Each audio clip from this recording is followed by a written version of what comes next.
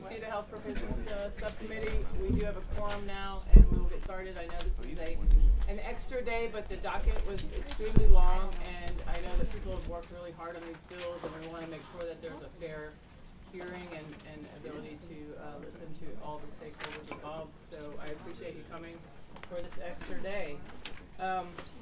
First up on the docket will be Delegate Kilgore's bill, HB 1332. Thank you, Madam Chairman. Have HB 1332 telehealth state plan, and I do have a handout from Karen Newband, who is the Virginia Telehealth Networking Director, talking about their strongest possible support for House Bill 1332.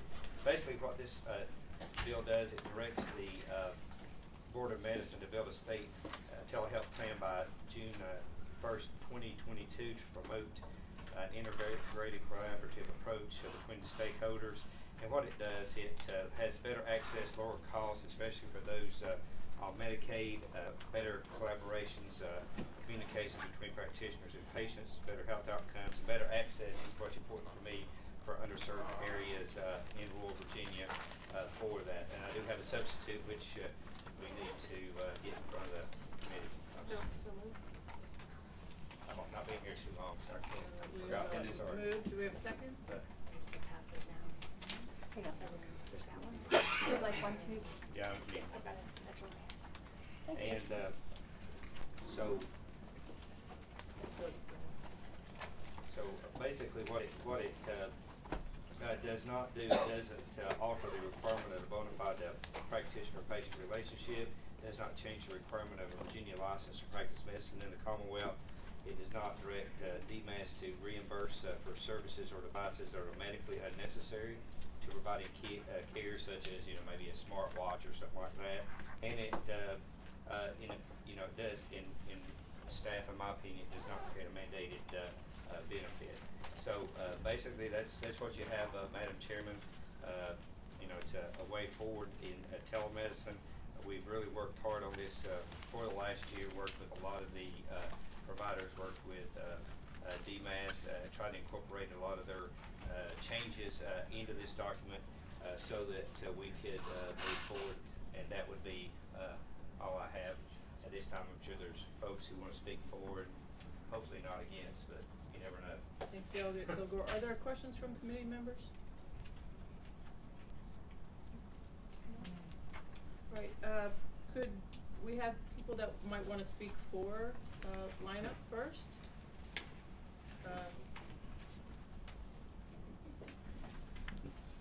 And if you would just state your name, where you're from, and what your position is, that would be great. I grew up, I'm Ben Knotts. I'm with Americans for Prosperity. I'm a Coalfield boy, so this legislation is very important to me. In particular, this conforms to the federal definitions of telemedicine and telehealth. That's very important to provide clarity to the marketplace so these innovations can be adopted by providers and that there's clarity in the marketplace that exists. So we strong support for this and very excited to see it. Thank you. Are there other supporters? Madam Chair, members, my name is Stephanie Kane. I'm here with Teladoc, and should the bill move forward, we would like to request a potential revision of language in section 38.2.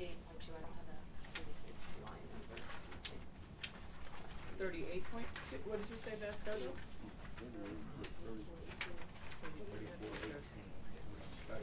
4418 coverage for health services and telemedicine? Yes, and then it's in line 372, stating if the service is one that is equivalent to a service provided through face-to-face consultation or contact. We would respectfully request that the word equivalent be changed to either similar to or consistent with, just due to the nature of the fact that remote services are inherently different and cannot be equivalent to in-person face-to-face services. Yeah, that seems.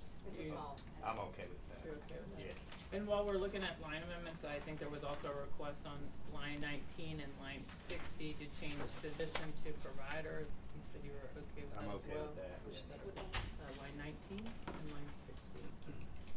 Primarily because the rest of the document is Yes. provider neutral language. Right, that's fine. I would move those amendments, Madam Chair. Delegate Kilgore. Are there members that would like to speak against the bill? I'm both for and against. Or Rachel, right? Yeah, well, as usual, when something comes up in the subcommittee, I'm late to the party, because the first part, the statewide telehealth plan is fine and a good idea. The second part includes a health insurance mandate section of the code. I realize some would like to argue that this isn't a mandate, but I would point out to you that there's a new definition of telehealth services, and the version I have, I don't know if I'm on the right line, is 348 to 354. Some of these services we provide today and are defined in either telemedicine services or in remote patient monitoring. Could you state those numbers again? I'm sorry. I believe it's 340 line, Madam Chairwoman, 340, line 348 Through 354. to 354. Thank you. So and that the definition of telemedicine services has some of the same language in the definition after, which is what, 355, and then before in remote patient monitoring services. So the challenge for us is we don't entirely know what telehealth services means. We do know that it means some of the things that are in those two other definitions because we do them now, and we also provide reimbursement for them now. But I would ask the question, if somebody requests to be paid for something that they can argue fits under telehealth services, I think I have to do it, which means it's a mandate.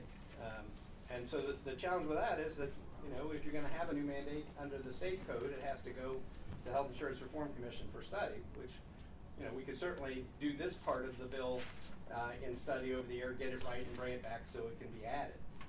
Because I certainly don't want to slow down the rest of the bill because it's got a lot of really good stuff in it. But the challenge is the lack of knowledge about what telehealth means. And if you go a little further down in subsection D, it talks about, for example, on line 369, it talks about paying for other health services provided to the insured delivered through telehealth services.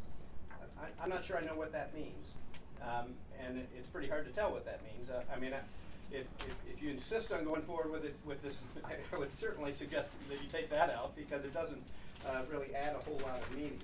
But I think the challenge for us is just figuring out what telehealth services means. And when we try to clarify it, which we tried to do, I think is at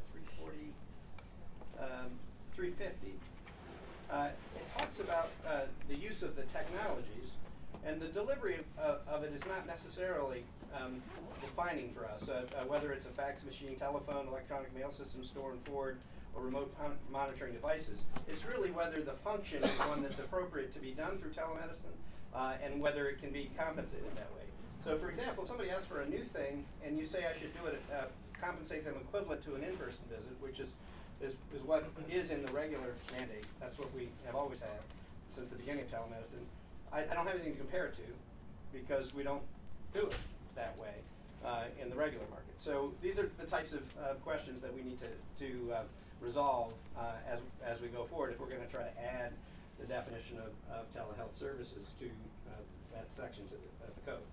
And so later on, I think in an attempt to try to help, which I think is a good idea, and I think this came from DMAS, on line 392, it says that no one, the insurer, and I assume Medicaid as well, right. Would not be required to reimburse, and this says shall be. I think it meant to be shall not be. Right. You might want to fix that. Yeah, shall not be required. Yeah. To reimburse the cost of equipment or hardware. Well, it says no insured shall be. Oh, shall be. Yeah, All right. that's right. Delegate Kilgore. So that language says you wouldn't have to reimburse for phones, fax machines, computers, or smartwatches. Those are things we would never do. So when someone says we don't have to pay for them, I'm afraid somebody's going to come back and say, well, it's not on that list, so you should. So that doesn't really help. I would actually take that language out, but I understand DMS wants it in. Okay. So those are my comments. Charles Blanchard of McGuire Woods on behalf of Hims and Hers. do not oppose the bill. Just wanted to say thank you to the patron for fixing our concerns with the definition of telemedicine services. Delegate Kilgore. Well, I mean, there you have it. We do not think it requires a mandated benefit or requires a move forward. I mean, this is early in the process. We've been willing to work with whoever we've changed it, I think 20 times already, so we're willing to continue, and thanks to your staff for working so close with us on all the reiteration. It's crazy stuff. We've been doing it for a while, but yeah, we're willing to work on it. Doug's got issues moving forward. We're willing to work with him on it. Would it make sense to then perhaps maybe bring this back, like carry it over, Rule 22, bring it back, work on it, Well, we're try trying to- to hammer some of this out? I know it would be nice if you could get some of this out the door, but it sounds like it's not ready quite for prime time to do that.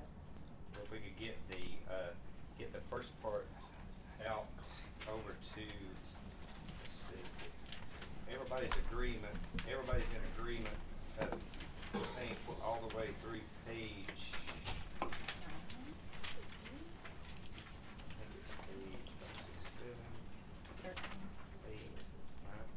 eight, 9, 10, 11, 12, up to page 13. 13, right. Yeah. Through 13. Everybody's in a, But the coverage, I think is where, so what effect will it have though if there's no Well, it funding would- stream is, I guess, my question. well, it would still line it up with the definition that's used for the federal system. And that's, I think, a big plus for telemedicine, to line it all up, consistent with our federal standards. Delegate Hodges. Thank you. Great, thank you, Madam Chair. So you're saying remove that portion, move it forward? Yes. And if I may say something to that, and would be willing to make that amendment if the patron would like to move forward with that. But even if they can come together and have a kumbaya moment, to even possibly bring that before the full committee and to amend it there. And it should go forward quickly. That would be up to the chair, but I would be willing to make that amendment at the proper time.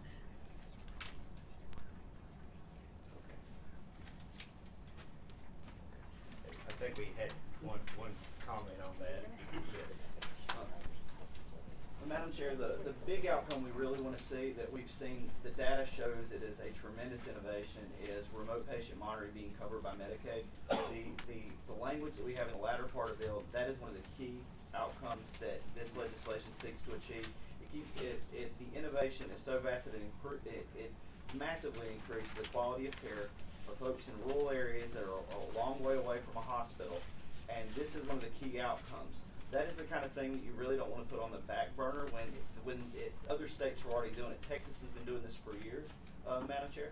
When you say the latter part, are you talking about as of like letter H, or which Oh, latter sorry, part? I apologize. So, when it comes to the definitions of telehealth from 348 and coverage for telehealth service and telemedicine services, in defining remote patient monitoring and these and bringing them into compliance with federal language, that is a very important stepping stone in order for Medicaid to start reimbursing for these services. And remote patient monitoring is a key innovation that still hasn't been, it's been introduced and they are using it, but not in the capacity we've seen it used in Texas, where they can keep, literally it's keeping people out of the ERs that don't need to be there, and they can get quality care in the comfort of their home. So I just implore you, if there was a possibility to let us work on this, just let us get this through subcommittee, so that we were able to work on that, because we can make it explicit that this is not a mandate that is going to impact the way The private insurance, yeah. and the intention of this language has no intention to do that. Delegate Samir.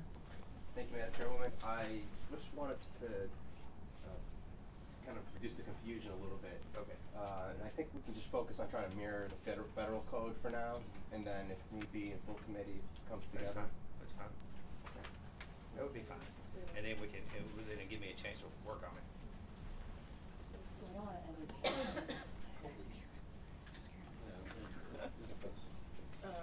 I just want to check one thing. So at the beginning where it says the definition should. Right, so I think what you wanted do, if you're concerned about keeping the language in 38.2, 3418.16 in here, what we would need to do is take that section out, but then preserve that definition of telehealth services. You have to have that definition for this to work. Okay. So that would have to move to another place in the code. That's We fine. could probably move that. We'd have to move that to somewhere else in the bill, so you at least preserve that, because the other part of the bill won't make sense without it. The definition of remote patient monitoring is not actually amended by this bill. If you just take out the changes in 38.2, you'd still retain the changes in 32.1, 325, which is the Medicaid coverage piece, so that would stay in the bill. It would simply Okay. take out the provisions requiring private insurance to cover services delivered through telehealth services. So we can rebuild this to do that. Delegate Kilgore, is there anybody from the department, DNAS here? Yes. There he is. All the way in the back. You had to come early to get that seat. I was trying to hide it there. You can slide it down. Brian McCormick, I'm the policy director for DMAS. Could you speak to some of the current concerns that have been brought forth by both the insurer lobbyists and just in general relative to the definitions, whether it's a mandate, just some of the general concerns that DMAS may have? I have to say that we worked with the member on the parts that dealt with our enabling statute 32.1325. We have restricted our actions to that section. So we're fine with the section. We shared our amendments with the member. As far as the other issues and their impact on commercial insurance, I wouldn't really be able to address that, I'm afraid.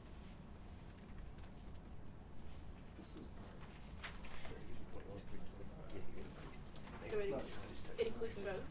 It includes the statewide plan, is the state plan for medical assistance services, that's Medicaid. Those are the requirements that need to be included in the state plan. But then 38.2, 3418.16 is the private insurance. Okay.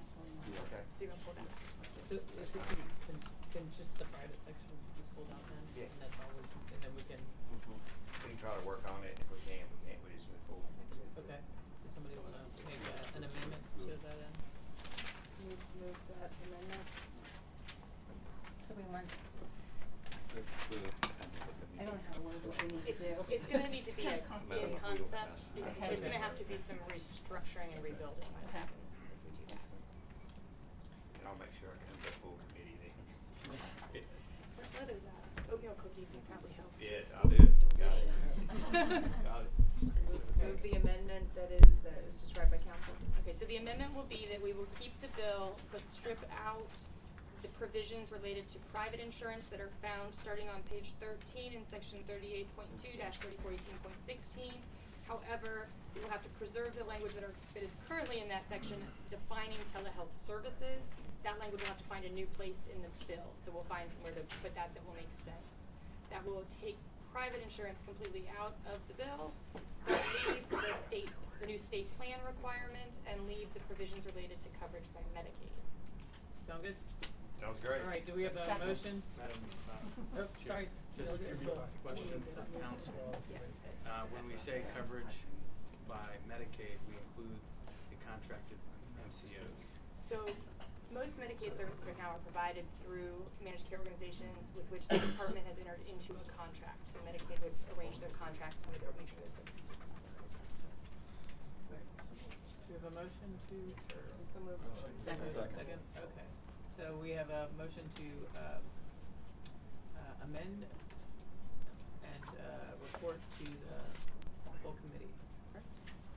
All those who say aye, cast on the electronic. Is that correct? Did you have another question? Will that be a substitute? Or was Oh, substitute? yeah, we'll do so. I'm sure it will. Right. Sorry, lots of That's parts okay. on that That's one. okay. Madam Chair, Madam Chair, would this, because of the work group, does it have a letter, does it need to go to appropriations? No. I don't. It would, that would come out of the larger group if that's the case. Okay. Should say. Samir? Thank you. Thank you.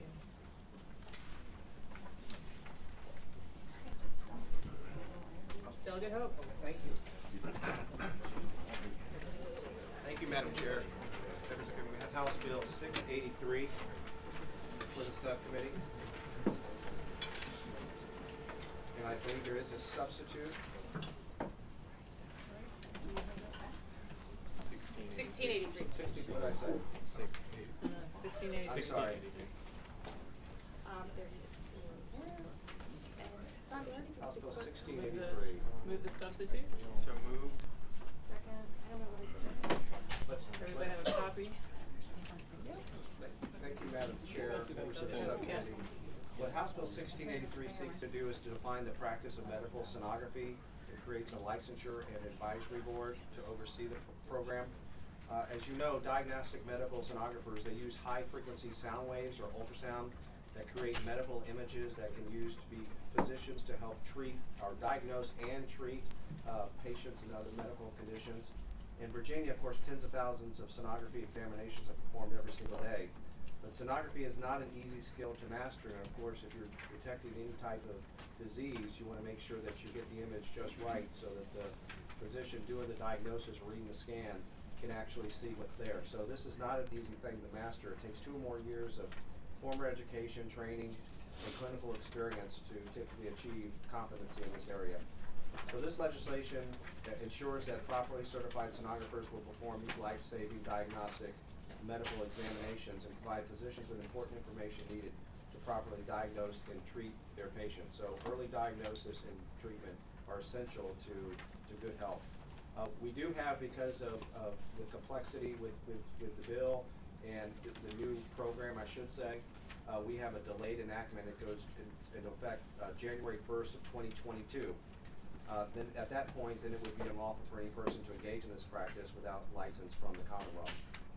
There's a number of different exceptions proposed in the bill. There's exceptions contained for physicians, resident physicians, students enrolled or attending the diagnostic medical sonography program, graduates from diagnostic medical sonography program, radiologic technologists, et cetera, et cetera. The process where they'd set up a board of medicine is the licensing agency, but there would be an advisory board of 5 people with 3 sonographers, 1 physician, and 1 public member. And so that essentially is what the bill does. That's the reason why we're creating it. We see the importance of this specialty, this profession, to make sure that we do have competency in this area because of the importance of what they do. Does that help, the substitute, is it substantially different than? No, it's not. You know, this is something, and Sarah knows this, this has been something that for the last 2 sessions we started with. We got some language, draft language from the national organization, and of course that's not in Virginia speak, and so we had to draft it to put it into Virginia code so it fits in properly with all the other boards that we license as well. And so there's not a substantial difference other than just conforming it to the Virginia code. Questions from the committee? And Sarah, am I right about that? I believe so, and I did not. Good. I'm To sorry. sign with our final amendments. Yes. So, Madam Chair? Yes. A question for the patron. I think the patron answered this, but I just want to make sure that I'm clear with some of the exceptions that you've outlined in the bill. For individuals who are currently doing this equivalent work without this license, could you just, I know, I feel like you did answer that, but I want to make sure Yeah, I understood what provisions are available for them. Madam Chair, Delegate Delaney, we do have a number of exceptions in there. They're pretty broadly based. Let's see where the exceptions start. I'm going through it here. It is 367. 360. That's right, 360, line 367. You got physician performing diagnostic procedures, a resident physician or student enrolled in or attending. Let's see, it goes on. A student enrolled in and attending a diagnostic medical and educational program performs. It goes on and on. A person licensed in the Commonwealth as a radiologic technologist, a person who has graduated within, well, you can read through all of this, but there's a number of different exceptions that they have in here that go starting on line 367. It looks like it goes through 402. Delegate. Thank you, Madam Chair. Did DHP recommend licensure for this? Did that go through the No, it's process? not. This came from the national organization that this thing happened in other states in the country, and so they approached me. Delegate And Hodges. to follow up, if I may, and looking through this, I just have a question. You have page 14 and 15. So on 367 says the provisions of this section shall not apply to, and then you go down to number 7. And follow through that, person less in the Commonwealth. And then it has on page 396, starting on 396 and 97, and does not generate a recorded diagnostic medical image. Diagnostic medical image. What does that apply to? So it's not gonna apply to somebody that's licensed in the Commonwealth, performing sonography, then their scope of practice, blah, blah, blah, and is limited to a focusing image target and does not generate a recorded diagnostic medical image. I didn't know if somebody could answer that. Sonography Licensure Coalition, that applies to, for example, Why don't you emergency come on room up? technologists. Why don't you come on up? Okay. Emergency room physicians or technologists. James Wilkinson, Society for Vascular Ultrasound. I hope that answered your question, And sir. what was that answer again? Thank you, but. Sure, yeah, emergency room physicians, for example, they're not, they just need to know what's happening on the spot. They're not Okay. permitted, they're not trying to, write up a whole report. Gotcha, okay. Or, EMTs, for example, also. Okay, thank you. Sure. You can stay. There might be more technical questions like that. That's, You want to phone a friend. good job. Delegate, Hope, so what was beyond the national, impetus, what is the rationale for seeking licensure in Virginia? What is the need? What are we trying to get at? Yeah, first, this is a very sophisticated form of medical imaging to diagnose. And you have to make sure that you're getting it right, that the patient is positioned a particular right way to get the image so that you can have diagnosis. And there's a great deal of training that already goes on in this profession. It's not an area where we do certify, but because of the importance of it and making sure that you're properly skilled and trained to do the image correctly so you can accurately diagnose, that's why the importance of it. And I don't know if you've got anything to add. Thank you. Just Currently, in follow-up though, as I understand it, people have been getting ultrasonic and radiographic training for years and being certified and taking tests and performing imaging studies and all of these things for years and years and years. And so I'm just curious about what licensure is, what is for licensure? Why do we need to do this? I understand that people need to be positioned correctly and technique needs to be done, but that's kind of what the schools do and historically have done, and I'm just trying to understand better why we need licensure. Yes, ma'am. Thank you for the question. Currently, there are nationally recognized credentials, and most hospital administrations or clinics are hiring people with those credentials.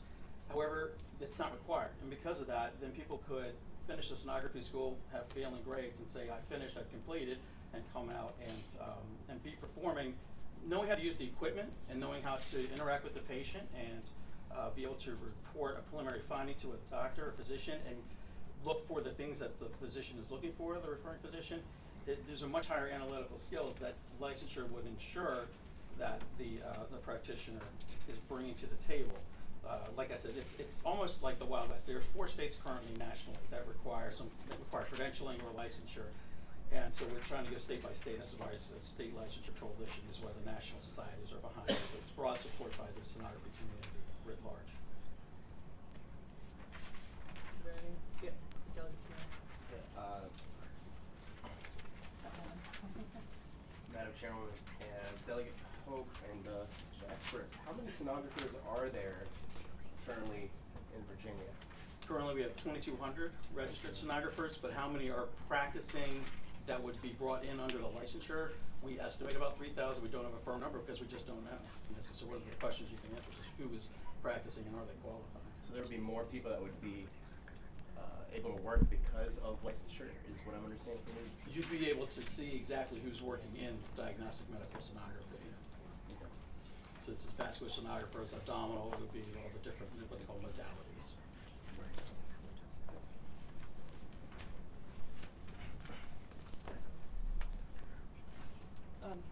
Delegate, are there people here additionally to speak for or against?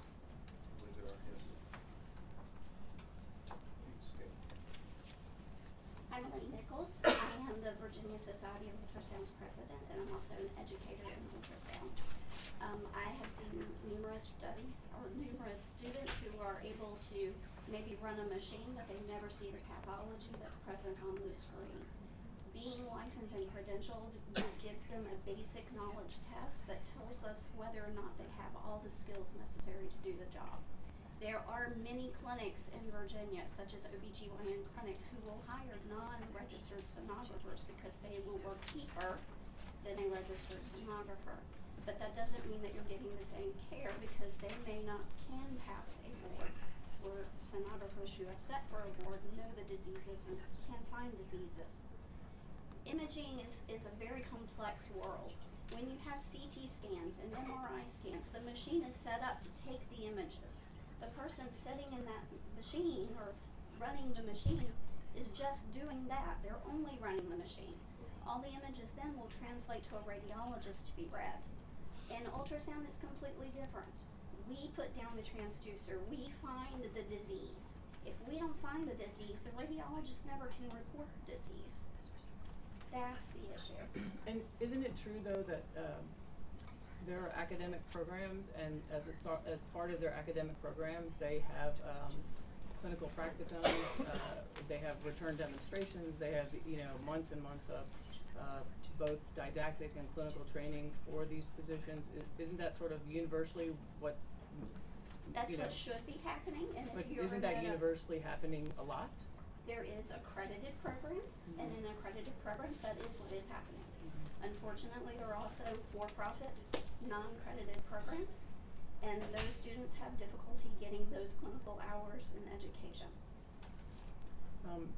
So that's another complexity of this. Do you have somebody from Department of Health Professions that could? David Brown, Director of Department of Health Professions. Thank you, Director.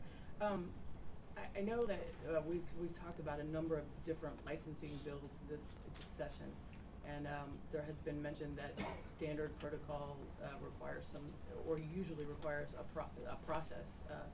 When we were going towards licensure, I wondered if you could speak to that, if that would be appropriate here, or I don't know.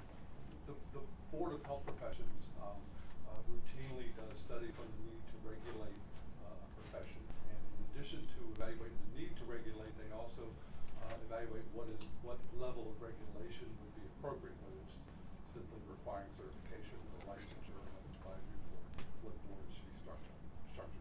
For example, last year we evaluated music therapists, recommended licensure. The year before that we did art therapists, recommended licensure. The year before that we did certified anesthesia assistants and did not recommend licensure. So we're certainly glad to have that referred to us. So that was, I guess, my follow-up question. Has this already been evaluated or assessed? No.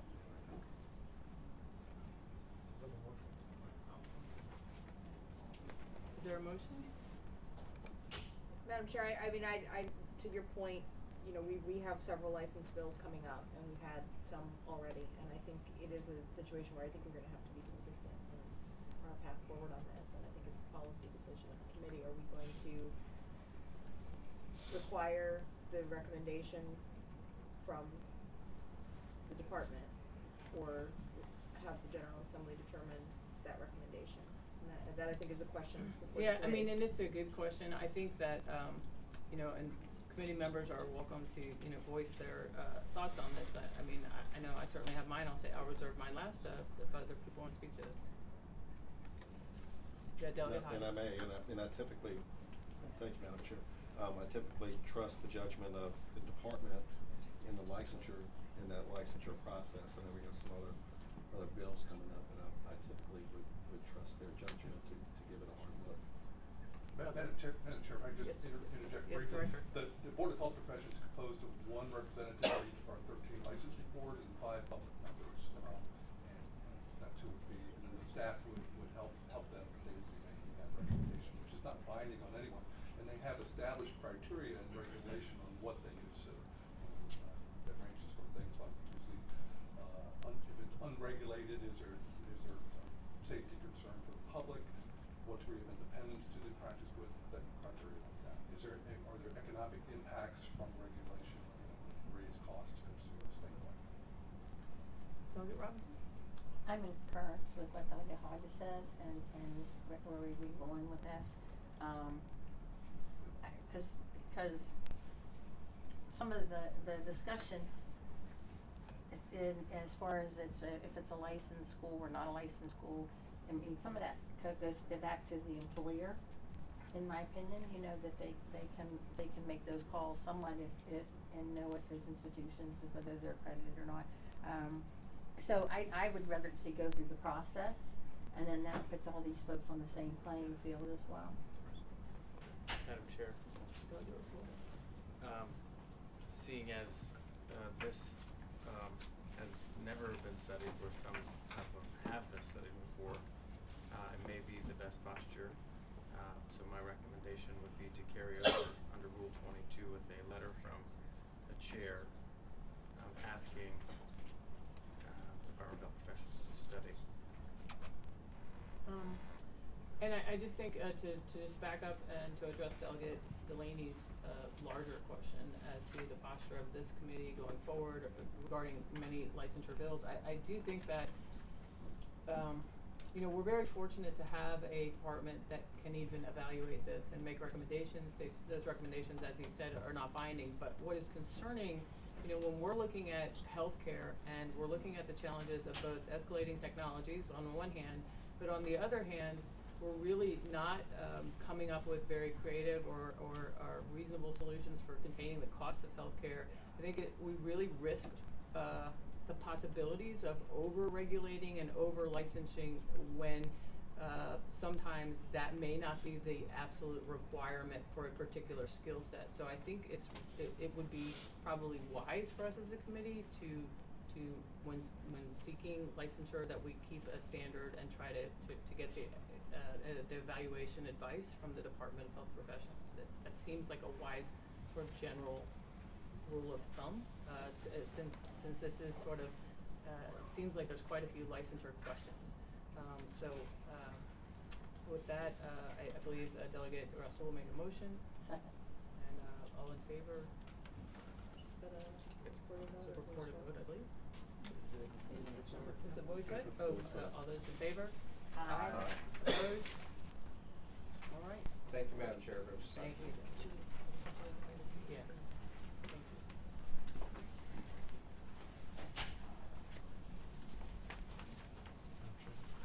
Delegate Stein. Okay. Yes, sir. Sorry, guys.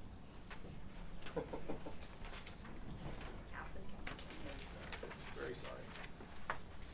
Poor Kathy.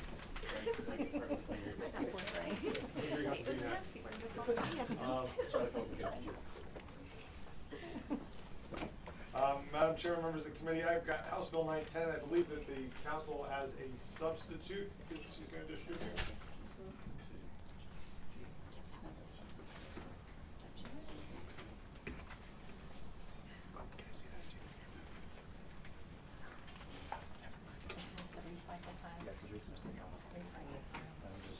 One amendment after the other. Delegate Simon. So, Madam Chair, members we of moved the substitute, I'm sorry. Thank you, Delegate Simon. Move the substitute.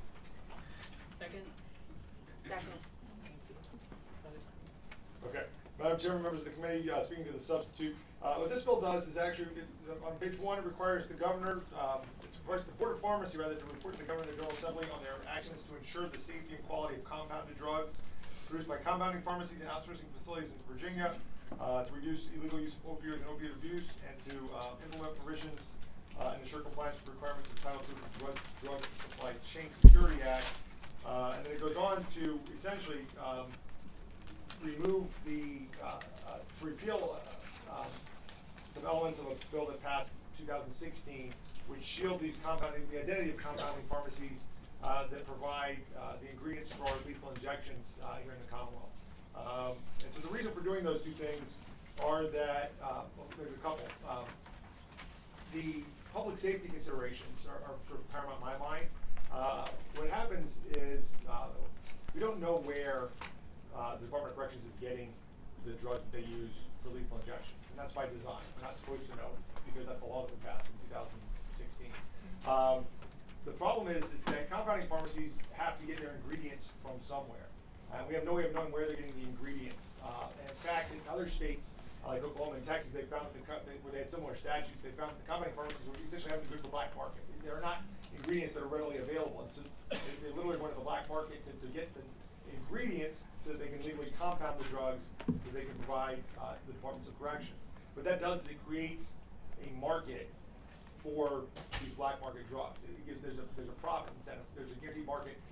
The folks that are supplying those drugs then use what they don't use to compounding pharmacies, and that goes into illegally produced opioids and fentanyl and other illegal drugs that are on the marketplace. So I think that allowing the opacity, right, a lack of transparency, potentially creates a market for illegal drugs and contributes to the opioid problem.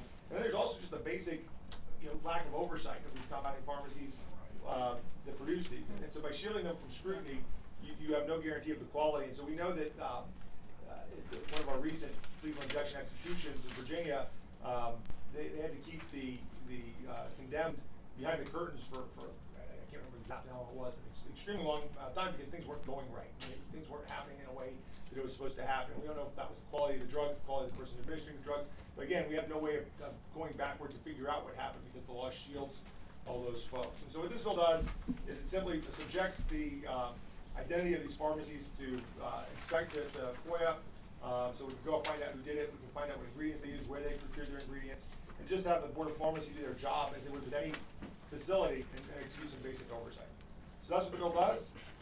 And I hope it'll be the pleasure of the subcommittee to recommend report. Delegate Hodges. Thank you, Madam Chair. Do you know, are there any pharmacies in the Commonwealth of Virginia that are compounding now?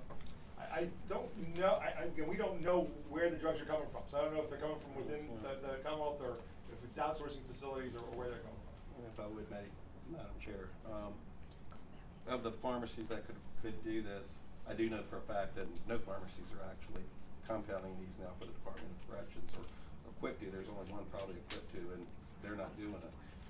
Number two, follow-up question. Outsourcing facilities, are you familiar with outsourcing facilities in the Commonwealth? I understand there's one sort of major outsourcing facility in the Commonwealth that it's a big supplier for all kinds of pharmacies. If I may follow up, Madam Chair. In outsourcing facilities, are you familiar with how they are actually licensed or inspected or?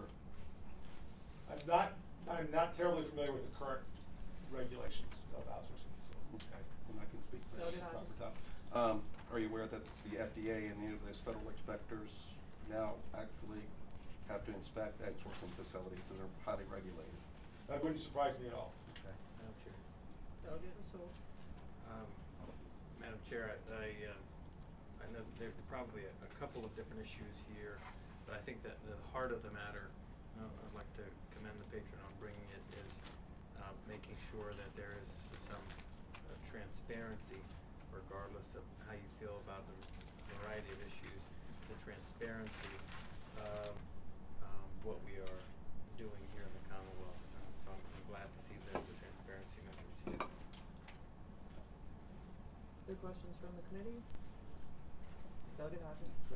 And to speak to that, if I may, to the comment, don't know if that's in the scope of this because the title of the bill of whether or not that would be germane is the practice of pharmacy compounding regulation by Board of Pharmacy. So that would not be, I don't believe, germane to this bill to just keep that component because the part of the bill was in the pharmacies which aren't doing this now, and then the outsourcing facilities which are highly regulated by the FDA and inspected at this point.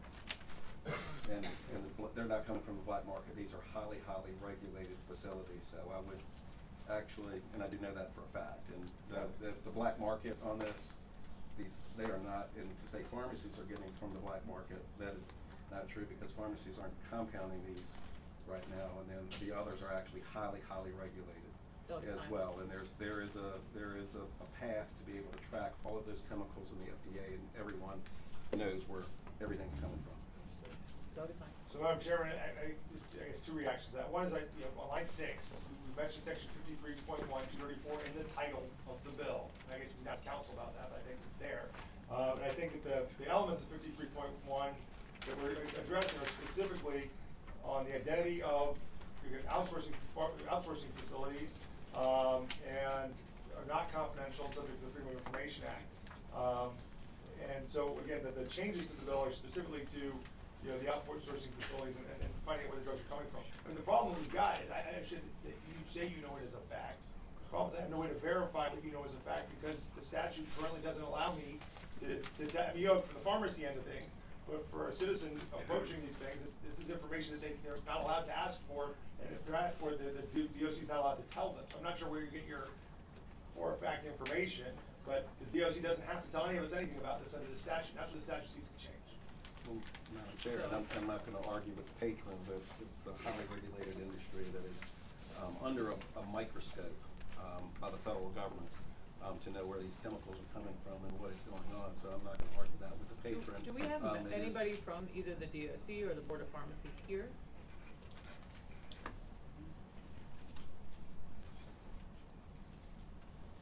Good afternoon, I'm Caroline Jarrett, Executive Director at the Board of Pharmacy. Thank you. Are you able to speak to this particular conversation we're having here about? We have no position on the bill.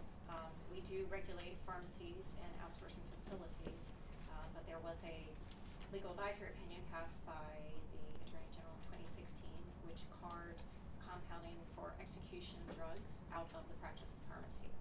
So we do not currently inspect for this, and I do believe there is a confidentiality provision in the current law.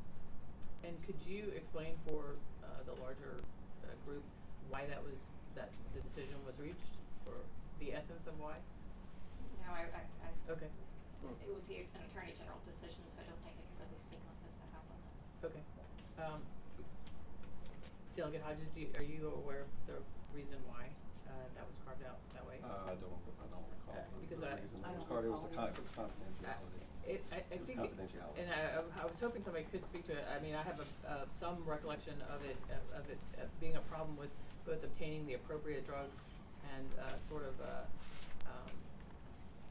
there were some complications associated with getting the medications in order to compound them appropriately. There were just multiple complications with how that was ultimately rendered, and there was a shortage of was one of the particular components because people were using it for lethal injection, and then it became more complicated. So there was a number of factors at the And if I time. can follow up, Yes. and if I may follow up on that, manufacturers, they were unable to get a number of these drugs, so a pathway was created to be able to compound these either through pharmacies or outsourcing facilities. Right. To be able to do this. Now, and then speaking to that as well, I mean, no one ever went and said, all right, what manufacturer's supplying it, what number of expiration date and so forth. So now it's Pandora's box because it's coming, these are coming from outsourcing facilities right now, which are highly regulated by the FDA, and you're also regulated by the Board of Pharmacy as well, because I actually carried that legislation a couple of years ago. So they are highly regulated. So, you know, we're opening Pandora's box here, but going down this Sorry, route. Director. So, I'm sorry. After her. Sure, Madam Chairman, I was just gonna clarify that, yes, you are correct, what you just articulated with respect to manufacturers not wanting their products to be used for this purpose, there being a shortage. That is what led pharmacies to start compounding these products, but not necessarily what led to the 2016 decision. The compounding was occurring before the 2016 decision. Thank you for that clarification. Sure. Delegate Rasul. Madam Chair, question for the patron. Are we in this bill preventing the use of anything? Thank the gentleman for the question. No, we're not preventing the use of anything. This is not changing any of the underlying law. It doesn't change, doesn't make it illegal to use these things, doesn't prevent the DOC from acquiring them. It just says that we want to be able to know where they're getting it from. Because although the delegate knows for a fact where they're coming from, where they're not coming from, we have no way of knowing that under the current provisions of the law. I think that's frankly the reason for the carve-out, so that it would make it harder for us to know and find out where they're going and give them, again, more flexibility, which I guess if that's what the DOC wants, is flexibility, that's great, but I think that this is the practice of pharmacy. They ought to be regulated as the practice of pharmacy, and they are subject to the same transparency requirements as any other practice of pharmacy. Delegate Delaney.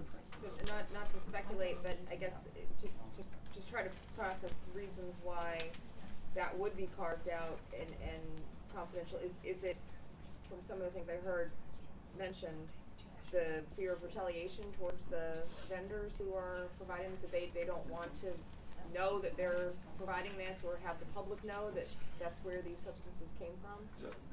I would say that the delegate, there are a number of pharmacies and pharmaceutical producers that have gotten out of the business of doing this because European countries won't do business with folks that produce drugs for execution. And so, but that's not really the issue here. This is, again, it's where we procure it from. And so nobody's been retaliated against or harassed. We know in Virginia for any of these things. This is not a problem that we've seen here. But it does show the identity of the producers. Maybe they're embarrassed by what they're doing, but I think they ought to face the light, and be transparent about whether they're going to be subject to scrutiny. Are there members of the audience who want to speak for or against this bill? Committee moves by motion. To report. Second. Substitute motion. To lay it on the table. We have a motion and a second to lay it on the table. So recorded vote. Yeah, so we'll report your.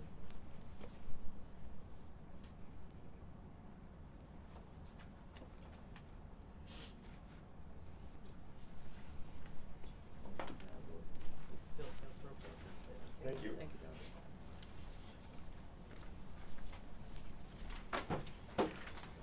Delegate. Delegate Tran. Yay. Thank you. All right. Are you ready, Manager? Do we have a substitute? Or? I do have a substitute.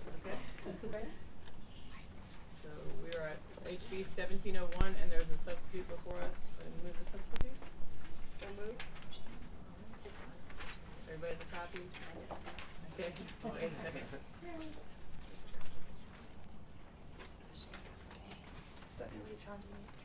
Thank you. Oh, I can't. All right. Okay. Delegate Sometimes the Tran. line numbers pronounce it. Oh, yes, okay. Thank you so much. In conversations with the Medical Society of Northern Virginia, I apologize, Madam Chair, I can explain the context and why we put in a substitute. In conversations with the Medical Society of Northern Virginia about telemedicine needs in Northern Virginia and being able for doctors there to serve their patients who may be located in our contiguous surrounding states in the district, right? As well as how that issue may extend to other parts of Virginia as well. We put in an initial bill to allow Virginia to develop these reciprocity kind of agreements with contiguous states and allow for telemedicine to occur if a doctor had licensure in their home state, would be able to serve Virginians. However, subsequently, what we've learned is that there was a telemedicine work group that had been established through a letter from Delegate Orrock to the Department of Health Professions as a result of legislation introduced in the 2019 session.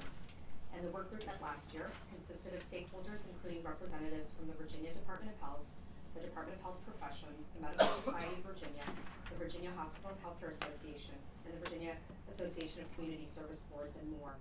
And there are two kind of main primary recommendations looking at telemedicine and the requirements therefore were to make sure that Virginia was pursuing reciprocal agreements with contiguous states, with Virginia, but also that those doctors who were and other practitioners were being regulated by Virginia to make sure that Virginians receiving telemedicine services would be, protected and under our own kind of patient and customer protections, right? And so that's why we put in the substitute, to make sure that we were aligned with the recommendations from that work group.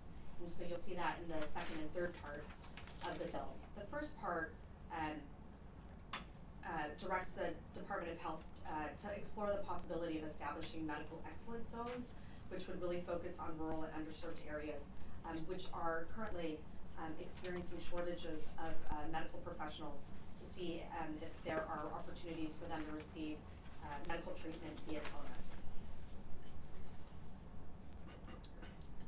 Other questions from the committee? I have no idea what she just said. Said it with enthusiasm. I wish, can you put that I'll do a Dave Albo and say, for the Reader's second Digest grade, version. yeah. In my The second grade, elevator. 9 weeks, yeah. we put in a substitute to match the recommendations from this work group that was established last session, looking at telemedicine and how to pursue that best. And the bones of that work group said to do what? I So the think bones of that work Thank group you. said to, one, pursue reciprocal agreements with contiguous states. So you're looking at Tennessee, North Carolina, West Virginia, Maryland, and DC. And then also those doctors who are providing telemedicine services from those states to Virginia patients, right, Virginians, would be regulated by the Department of Health And Professionals. this language says providers, because it spells out. That's true, yes, it Okay. gives a couple more, other providers in addition to medical doctors. Delegate Robinson. Thank you, Madam Chair. So currently, if there's, I guess what I'm trying to figure this out. So if a West Virginia doctor is seeing a patient or via telemedicine in Virginia, if there's so is this the address of, if there's a problem? So that is it gonna be the Virginia Board of Health or the West Virginia Board of Health, or who gets the disciplinary action or complaint? That's an excellent question. I think Dr. Brown could best answer that. Thank you. Thank you, Dr. Brown. Yes, and so, I ran the telemedicine work group that clearly established the importance of anyone practicing telemedicine in Virginia have a Virginia license. And the reason that's so important is because if they don't have a license and there's some type of misconduct, we can't even investigate. And so that's why we need a Virginia license. And the reciprocal agreements, what that means is that we will be directed to work with our counterparts in Maryland, West Virginia, et cetera, to streamline licensure. Basically to say that if you have a medical license, nurse practitioner or physician assistant in Virginia, you can apply on the basis of that license without having to spend any other material other than having practiced for at least a year and not be in violation of any of their clear practice standards and vice versa. So in our case, someone from Maryland could come in, and as long as they hadn't had evidence of fraud and other misconduct on their record and they've been practicing for a year, we would do that. And so we would agree reciprocally to issue licenses in a very streamlined fashion, which we think would help not only with the telemedicine issues, but it would also allow, say, a health practitioner in Bristol, Tennessee, to be able to decide to practice 2 days a week because it's easy to get a license in Virginia and vice versa. So we think it would help. Right, so just as a point of clarification, so if that same physician wanted to go to Tennessee, and they are extending licensure as well, so. Well, yeah, so that is the agreement, So is the reciprocal agreement, we would have reciprocity agreement with is Tennessee automatic. where we agree that you will recognize our licenses as long as it's not some Okay, bad sorry. marks and vice versa. Yeah, thank you. Madam Chair, Yes. so currently not all the states that are contiguous to us kind of are in that process, and this would help the department kind of engage in those conversations to see if they're willing to do that. Great. Other questions from the committee? Members from the audience support or, hi. I just want to say we support the bill. One thing that, Madam Chair, one of the things that I think this is very important is Google put out a study this year and said there are over 15,000 searches per second of people Googling their symptoms. And in many cases, they do get connected with a bad actor online who impersonates a doctor. If we don't solve this licensing issue in the short term, people are going to turn to the first alternative. So efforts like this are critical so that we can figure out how do we make sure when they're doing this that they're going to be credentialed and licensed from Virginia. And so we're really excited about this, and we hope you'll continue to do more efforts like it. Are there members of the audience who are against this? Delegate Samir? Madam Chairwoman, I just have a question for the patient. Delegate Tran, what's the utilization, expected utilization rate within Virginia for this? Expect, or is there any numbers on that, you think? So, For telemedicine, particularly in this contiguous relationship. so do you mean Virginians seeking telemedicine from doctors in other states, or Virginian doctors providing services to patients? I'm trying to find where the balance is, yeah. Yeah, I think, my understanding right now is that, actually, I think that is, unless Dr. Brown has a, estimate. I don't think we have any. Yeah, Thank you. One thing, you know, when I said earlier, so Maryland right now has in their statute, moving towards this reciprocity agreement, right? Reciprocal agreement. The other states don't, so I think while there may be a need, I think the conversations that the department would engage in to establish reciprocal agreements with other states would help to open up that possibility. Delegate Whistle. Madam Chair, I move to report the substitute. Second. Delegate Samir, are you okay with that?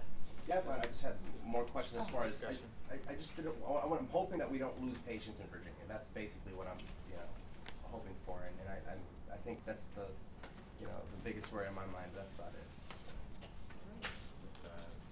So we've moved to report with a substitute and a second. All those who report your pleasure in the electronic board.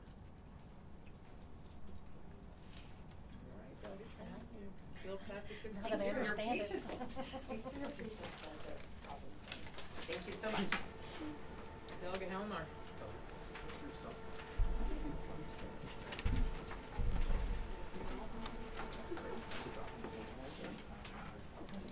Delegate Helmar, do you have a substitute? No, good. All right. Not that I know of. All right, sounds good. All right, proceed. Thank you. Madam Chair, members of the subcommittee, speaking to HB 1654, I'll try to keep this simple in second grade. There are many Virginians who leverage nonprofit clinics for their care. This bill seeks to allow those clinicians at those clinics to do what clinicians already at VDH clinics are able to do, which is act on prescriptions. They actually dispense prescriptions that they provide for a limited set of class 6 drugs. This would ensure that barriers to care for those who use these free clinics are eliminated, and it doesn't provide for them to do it within. It gives them the opportunity to get a license from the Board of Pharmacy to dispense. And so this will mean that when folks who go to nonprofit clinics who are otherwise, you know, who face barriers to care, such as the inability to then go to a pharmacy, would be able to get access to low-level drugs such as birth control, insulin, and antibiotics at those clinics directly from the provider. Welcome any questions. Any questions?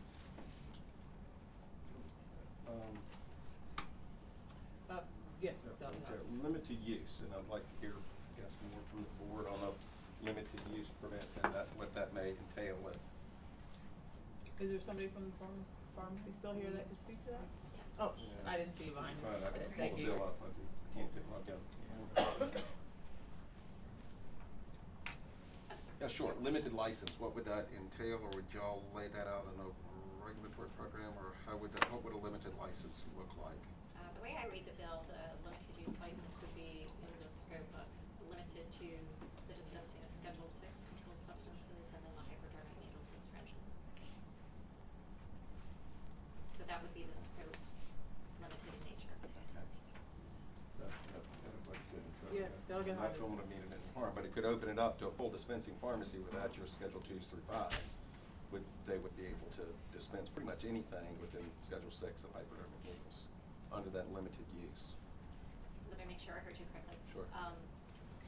It would allow them to dispense Schedule 6 controlled substances, hypodermic needles and Right. syringes. It would not allow them to dispense Schedule Right, 2 through 5. right. I wasn't sure. But they could, any Schedule 6 drug, that would be the limited use, Yes, okay.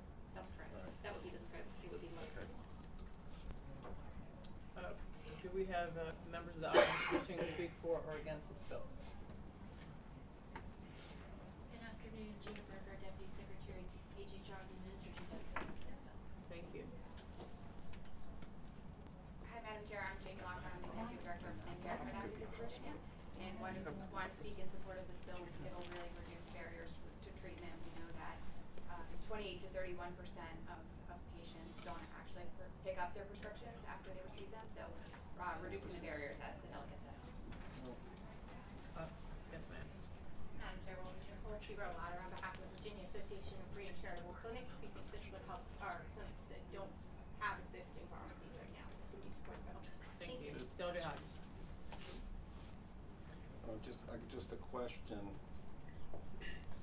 because they did mention, you know, some people aren't getting their prescriptions out, so if a nonprofit, I mean, they can get full line and then start to compete with the private sector as well on that end. I mean, you still could. I mean, there's certain, I mean, they really could. I mean, any nonprofit could. We're just. Delegate Elmer.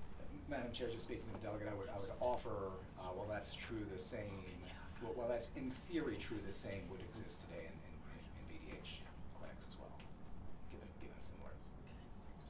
You're looking, Madam Chair, you're looking primarily in the BDH?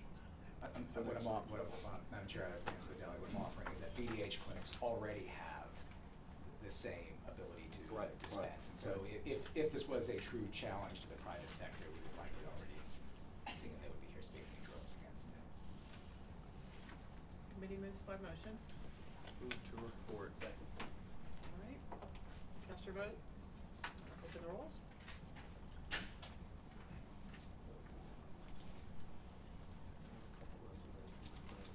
All right. Delegate Helmer, Ward 1. All right, thank you, Madam Chair, members of the subcommittee, appreciate your time.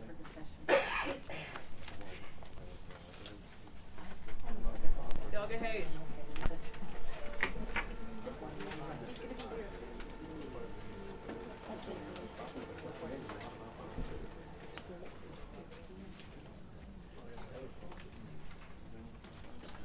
All right.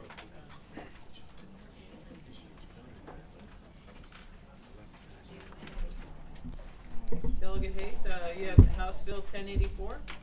Thank you, Madam Chair, members of the committee, you should have this substitute line amendment. Line amendment. All right. Is it the line amendment? Oh, okay. Just. Move the line amendment. Thank you. Okay, it's a short line amendment on line 212, 212, after introduced, after the word podiatry, insert whose practice shall include surgery. What line was that on? 212. Thank you. Okay, delegate, so we moved the substitute. Move the Amendment, sorry. Second? Okay, Delegate Hayes. Thank you, Madam Chair, members of the committee. You have in front of you today House Bill 1084, and I'm excited about bringing this before you. And one important matter that I must emphasize with you is that this licensure has been studied by the Department of Medical Professionals. Is a very important distinction that I must make. And I read from you their recommendation that the unregulated practice of surgical assistance poses a high risk of harm to patients, which is directly attributable to the nature of the practice. Surgical assistance requires specialized post-secondary training from independently validated programs and assurances of clinical competency from independent credentialing bodies. Although surgical assistants practice with surgeons, the nature of their work requires independent judgment, knowledge, and competence. Therefore, licensure is the least restrictive means of protecting the public and ensuring the minimum qualifications of surgical assistants.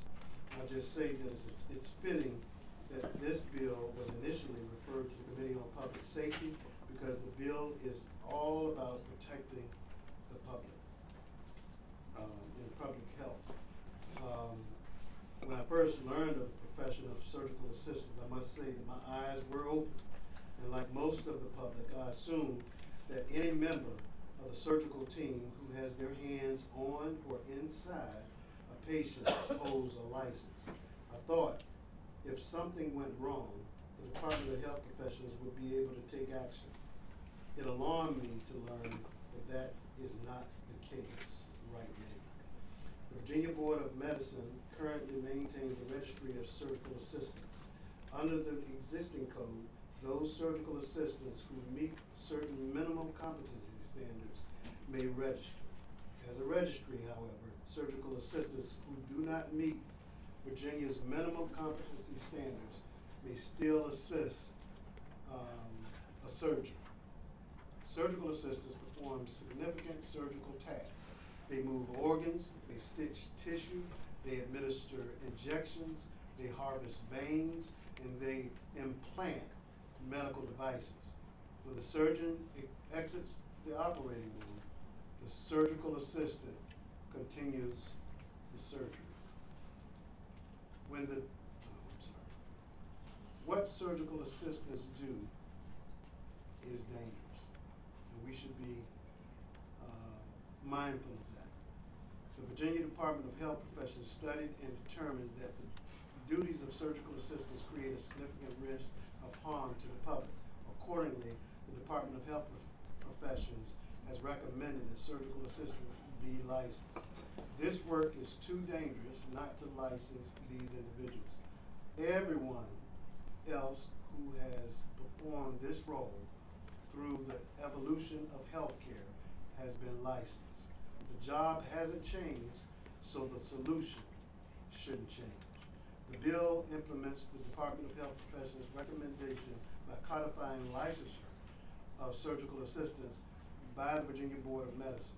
The licensure standard in House Bill 1084 retains the current minimum competency standards set forth by existing code and the Virginia Board of Medicine. Enactment of House Bill 1080 will allow the Virginia Board of Medicine to receive, investigate, and take action on reports of patients' harm caused by surgical assistance. No one is left behind, by the way. House Bill 1084 follows the same grandfathering structure utilized when Virginia's legislated the registry for surgical assistance. Madam Chair, I will close by simply saying I have worked closely with the surgeons to ensure this bill accomplishes the goals of the doctors leading the surgical team. And with the assistance of the surgeons, the Board of Medicine, the line amendment I've offered ensures that a surgeon will be on the advisory board reporting to the Board of Medicine. We need each of these layers. 1, the surgeon; 2, the hospital; and of course 3, the Board of Medicine, to keep Virginia's patients safe. I ask you to report this bill so that we can license surgical assistants. Thank you, Delegate Hayes. Could you tell us what year the study was done in from the Department of Health? 2010. Questions from members of the committee? Are there people here to speak for or against the bill? Madam Chair, members of the committee, my name is Hunter Jamerson. I represent the National Surgical Assistant Association, the American Surgical Assistant Association, and their state chapters. I'll emphasize these entities are not for-profit entities. They are the membership organizations of the surgical assistants. Delegate Hayes has summarized this bill much better than I ever could. Likewise recited the recommendation from the Board of Health Professions study into this profession. I'll make 2 simple points beyond that. We've had a number of good conversations with the Hospital Association about this bill. Obviously, a significant number of surgical assistants are employed by and practice in hospitals. I certainly respect that hospitals have done significant steps within their own walls to regulate all of their employees, including surgical assistants. And I understand that their position on this bill is accordingly they don't support it. I don't know that they oppose it either. But I think that the important thing for the committee to assess is that increasingly surgeries are happening outside of the hospital walls. 60% of the surgeries in America conducted last year were conducted in either ambulatory surgery centers or office-based settings. And as great a job as the hospitals can do to manage their own employees, they don't have any purview in those settings. The Board of Medicine would. We think it's critically important that patients have that opportunity to call the Board of Medicine if something goes wrong. The other point I'll make is that we are losing well-qualified surgical assistants to the District of Columbia, our continuous jurisdiction which licenses surgical assistants. We have the flagship university for surgical assisting in Virginia, EVMS. The program director, Clinton Cruz, is here from EVMS today to tell you a little more about this profession. Virginia should be very proud of the product we produce. And we should ensure that these folks are comfortable staying to practice in Virginia and not moving to jurisdictions which license their profession. I'll simply close by reiterating, as Delegate Hayes said, the job hasn't changed. The hands that are doing it have changed over time. We've gone from a second surgeon, nurse practitioners, physician assistants, trained registered nurses. Each of those individuals is a licensed healthcare professional. If they do this job incorrectly, the Board of Medicine or the Board of Nursing could take action. Now the surgical assistant is doing the same job, but there's not, without this bill, sufficient patient protection through the Board of Medicine. And, sir, do you have any information as to why we're losing people outside of the state of Virginia? Madam Chair, members of the committee, I think maybe Mr. Cruz could best answer that, as he has those students who are taking jobs elsewhere. Thank you. Clint Cruz, thank you, Madam Chair and members. So your question is regarding losing students to other states. We typically get about 60% of our students coming to EDMS are Virginians, but we tend to get about 50% of those students going elsewhere to places that have regulations and licensed surgical assistants. So they're going for those protections. So that's the reason why we feel it's really important that we want to make sure we keep the great trainees that we have here, that we produce here at state, here with our residents and our patients. Thank you, sir. Okay. Is there anybody else who'd like to speak to? Thank you, Madam Chair, members of the committee. My name is David Chenette of Suffolk, Virginia. I was a 1987 graduate from Eastern Virginia Medical School Surgical Assistant Program. I've been practicing as surgical assistant for 33 years. I've been registered with the state of Virginia ever since registration was available to us, and I'm also licensed in DC as a surgical assistant. And my current job is Chief Administrative Officer for the National Surgical Assistant Association, where we have over 1,600 members throughout the U.S. They're also certified surgical assistants. Over 300 of them are here in Virginia. Many are here, are in this room. And we highly support this bill and work with the Department of Health Professions during their 2010 release that they recommended surgery. So in a nutshell, I mean, Delegate Hayes presented a great scope of what we do, but we are the person that stands across the table from the surgeon. Our hands are in the patient, on the patient, putting things in patients. And a lot of times during some of these things, there is not a physician in the room. We are probably the only hands-on clinician that is engaged in some very highly technical functions of surgery that is not regulated. So I hope that this can move. Thank you. Motion at the top, Madam Chair. Move to report. As amended. As amended. Sorry, did that. All right, we'll open the roll.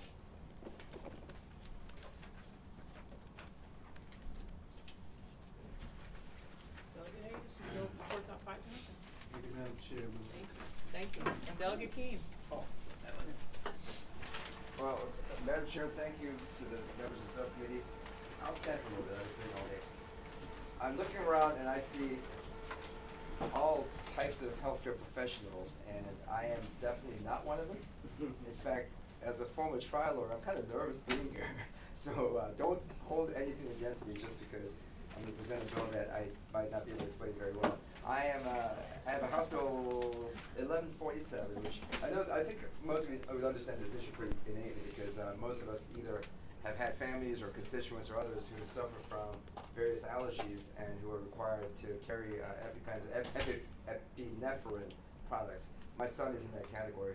He's had peanut allergies for many, many years, among other allergies. So he's one of those millions of Americans, especially young people, who carry around epi products on their persons. And we all also make sure that we have stock at his school. And my daughter has a little bit less, not as severe. So we've grown up with this, and we've just always assumed that it should, the primary responsibility is for the patient and the families to have products available.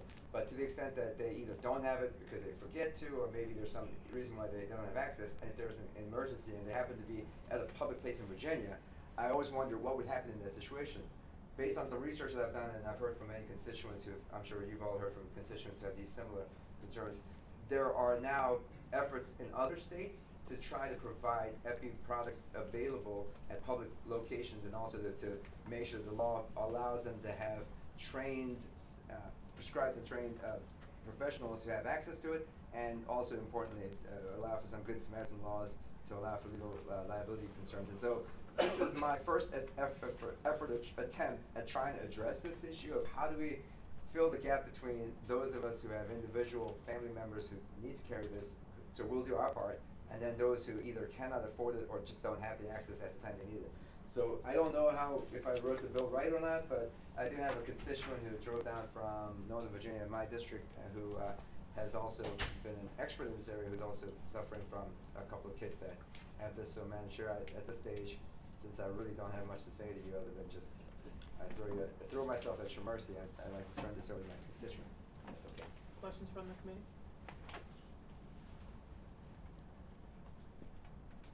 Are there audience members who want to speak for or against? Thank you, Madam Chair. My name is Jane Miscavige, and I co-founded the Food Allergy Support Group of Northern Virginia with a friend in 2007. My daughter Alice has a life-threatening food allergy, and we keep epinephrine with us at all times. I'd like to help illustrate the need for HB 1147 and thank Delegate King for your leadership. I'd like to illustrate this with a statement from our group's current president, Brett Fox. My son Ben is 13 years old and is allergic to peanuts, tree nuts, and eggs. The last time Ben had an anaphylactic reaction was on Christmas, just last month. It was caused by cross-contamination of food at a restaurant we've eaten at many times. As always, I called the manager beforehand and confirmed Ben could eat there safely, spoke with him again when we arrived, went through the whole routine with the waiter, and anaphylaxis was still the outcome. We spent the night in the emergency room. If I had not had access to Ben's epinephrine, he could have died. With food allergies, no matter how vigilant you are, it's not a matter of if, but when an allergic reaction will happen. Ben is 13, and his mom had epinephrine to keep him safe before EMTs arrived. But Ben, now a teenager, will soon be carrying his own epinephrine, just like my daughter Alice, who is 17. And teenagers are notorious for forgetting to keep their epinephrine with them at all times, as they socialize and participate in activities away from home and parents. Who's got their backs? Or what about people like my Uncle Dan, who didn't know he had a life-threatening allergy until he was stung by a bee at age 40. He didn't have epinephrine on hand to help him. Luckily, a friend got 911 in time. Currently, 36 states have passed laws similar to HB 1147. These are called entity laws, which is legislation that authorizes a public entity to purchase, acquire, and possess epinephrine auto-injectors. The laws authorize use of epinephrine auto-injectors by a trained employee, volunteer, or other with the intention of reducing the time it takes to get this life-saving medicine to a person having a sudden reaction. In fact, Virginia is one of only 15 states that does not authorize public venues to have life-saving epinephrine on hand. HB 1147 changes that. Maryland is now pursuing similar legislation after a man unknowingly ate an allergen and died in front of his children. We're hoping to avoid such a tragedy in Virginia. Having epinephrine available in public places helps create safer communities and protect some of our most vulnerable citizens, like Ben and Ellis. We urge you to be proactive and adopt a law requiring public entities to stock and maintain undesignated epinephrine, the only first-line treatment for life-threatening allergic reactions. Thank you. Not sure. Ms. Cabbage is the only person that I personally asked if she wanted to come down, but if there are any other members of the public for or against it,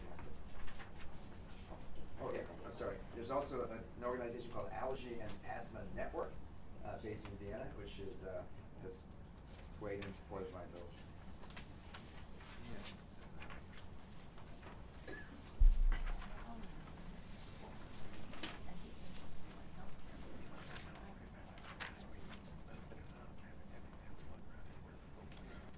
Is there anybody else in the audience who wants to speak to this bill?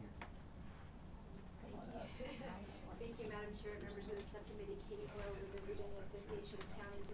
Certainly appreciate the intent of this bill and really have no issue with most of it. I think our only concern is at the very end.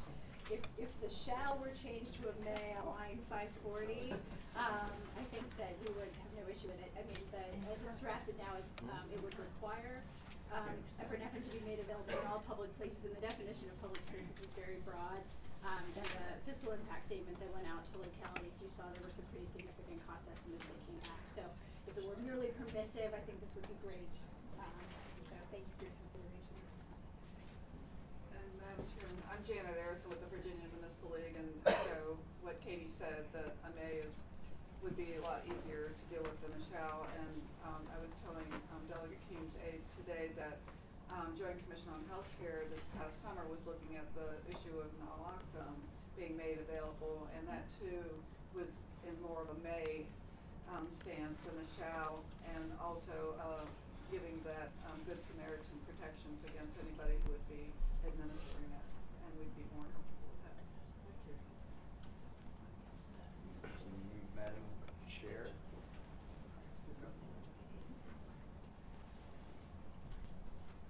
Other questions from the committee? Where's the May? It would require an amendment. Oh, sure. And where would that be at? So, yes, if you look on line 540, line 539 is where we begin the new section. It would require every public place to, as the shall, so shall make epinephrine available. And the suggested amendment would make that a may make epinephrine available for administration.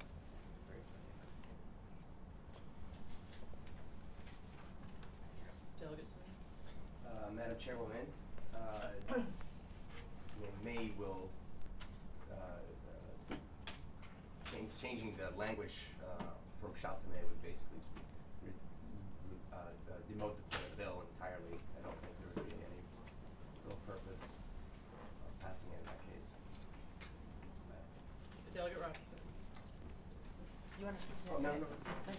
Madam Chair, if it's okay for me to just weigh in on this point and then as a broader point. So when I tried to draft this bill, I gotta admit, I didn't look at the other 36 states. I knew the 36 states had passed legislation. We looked at a couple of states and we just pulled out some language as a starter. And I thought about this as well. Do we make it mandatory? Do we make it permissive? And I hadn't had enough time to do the research to see what the current state of the law is and how we would be relevant to other states. So what I did was I said, let's start at one end to find, and then once the conversation starts, then we can figure out where we actually are. So this is a lazy legislator's way of drafting bills, which is start with one idea and then see what people say, and then you get to a point where we hit the medium. I would respond to Delegate Samira by only stating that I don't believe that current law allows, even permissive. The current law does not allow it. So having language that says it is permissive would be a step forward.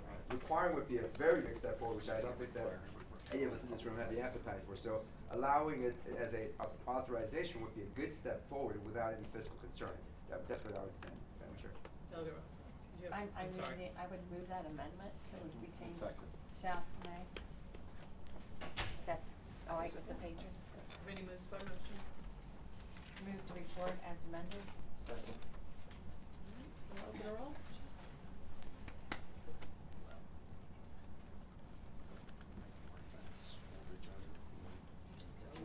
Thank you, Madam Chair and members. I really appreciate it. And like I said, next time I'm here, I'll bring my doctors with me.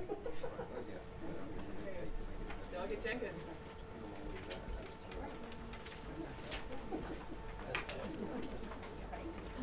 Madam Chair, good evening, thank you. There is a substitute. HB 1531 has a substitute. So yeah, that's what you explain it, yes. A motion to move the substitute? Do it right. So moved. Delegate Jenkins? There are extras going that way. I'm just throwing that. Here, we're just going to. I'm at the end of the Here, the table. public wants to vote. Madam Chair, Madam Chair, House Bill 1531 seeks to deal with the problem of improperly disposing of prescription drugs by enhancing awareness of prescription drug disposal programs among hospitals and clinics. Often persons dispose of prescription drugs by flushing down their toilets, throwing them on their yard, or burying them, simply just throwing them in the trash. HB 51 authorizes the Board of Pharmacy to determine methods to enhance public awareness of proper drug disposal methods. This bill also authorized the Board of Pharmacy to assemble stakeholders to develop strategies to increase the number of possible drug disposal site. And this bill provides that the Board of Pharmacy provide a report on those methods and strategies to the chairman of the House Committee, chairperson of House Committee on Health, and Welfare and Institution in the Senate Committee on Education and Health by November 15, 2020. There is no cost associated with this bill.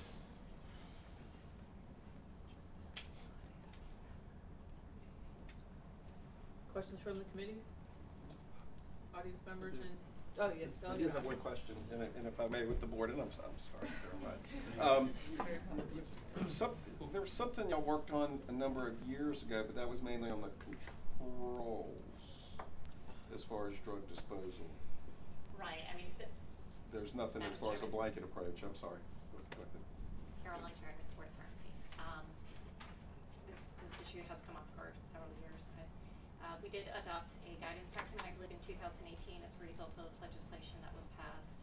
And then the Joint Commission on Healthcare did do a study a couple of years ago as well. It was very comprehensive, and then this past session, the Board of Pharmacy was asked to do a report study to sort of update on current measures taken to address drug disposal issues. Thank you. So, and if I may, so we're already moving forward and doing some things and accomplishing a lot of this. Yes, Okay. I would say every year for the last 3 years, there has been action taken on this subject, and we continue to advance and educate and encourage the proper disposal of drugs. So, Delegate Hodges, are you asking, is it, what is it? Well, I mean, I'm it's, trying to get to and here. if I may, I know drug disposal it's a concern. I mean, it's showing up in our water supply and the opioids and so forth, and, many pharmacies are actually doing that now, and I participate in them. And it's a voluntary program. People can come in, they can put it in a HIPAA compliant box, and, we can do that during a certain time it's sent away. So there are a number of these programs already out there, so I'm just wondering. Do we need this? What does it actually Delegate do? Jenkins, Because they're can you available, and pharmacies explain are that? aware of this now. So what was the ultimate goal of this? And Madam Chair, I would inform the delegate that this bill seeks to educate the public on what's available and what's out there. Where they can go and dispose of the drugs, how to properly dispose of it. And this bill simply seeks to educate the public where the pharmacies pass out flyers or pamphlets when they pick up their medication to inform them how to dispose of it. Because when you go to a lot of places, a lot of people are not aware of it. They're burying them in the backyard, they're dumping them in wherever they can, and they're just not aware of it. This bill only seeks to make sure those entities educate the public of those places they can dispose of the drugs. Simple. And Delegate Jenkins, you said that this had no associated this, but this is also a substitute. So, where is the cost burden borne associated with this bill? Is this the individual commercial pharmacies or the state, or where? In terms of I imagine there's dollars associated with the educational campaign and pamphlets. As of right now, from talking to some of the stakeholders, there's no real cost involved in this. Alright. Are there members of the audience who want to speak for or against? Madam Chair, members of the committee, Brett Rawlings, Virginia Municipal Association. We did speak with Delegate Jenkins about the bill. The initial bill as introduced would have required every hospital and pharmacy to have that. Certainly, in a perfect world, we would do that, but we recognize there are costs associated with that, so we did reach out to him and shared some similar concerns. We have had a number of hospitals that have brought these drop boxes online. If you look at the map, you see there's a few gaps, and we can all do better as a Commonwealth, and that's something that we as an association will work on, and I think that this legislation will help move that forward, so we support it. Thank you. Other members of the audience? Madam Chair, members of the subcommittee, Jody Roth on behalf of Virginia Association of Chain Drugstores. Again, the initial bill was problematic for our members.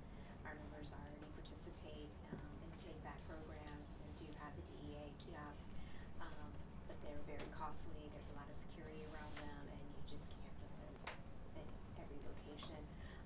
We appreciate Delegate Jenkins working with us on this, and we are fine with it. Thank you. Chair, I'm Nicole Huber, letter again for the Virginia Association of Free Clinics, as clinics is included in the bill. I'll just echo, we do appreciate the intent of the legislation, appreciate the delegates could work with us, and at this juncture, we absolutely support it, and we're happy to see how free clinics can be a part of this as well. Thank you. Madam Chair, Mark Hickman on behalf of the Virginia Society of Health System Pharmacists, and we associate ourselves with all the previous remarks. Thank you. Thank you. Thank you. Committee moves on by motion. Move to report. Second. All right, I'll open the roll.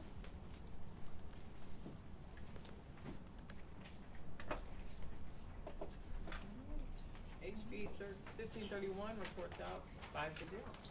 Congratulations. Thank you, Madam Chair. Delegate Samir.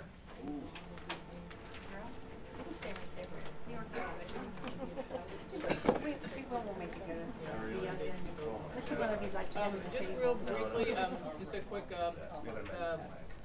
we want to, Delegate Poe has requested that we strike his bill, HB 303, which is a recorded vote, so move to strike and second.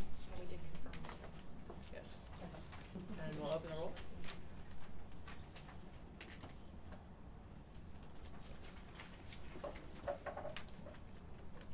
Thank you. 5-0. And then Delegate Levine asked that his bill go by for the day. That's 188. All those in favor? Yes. Second. Thank you. Delegate Samir. Yes, and I have an amendment to the bill. Okay. Pass it out. Thank you.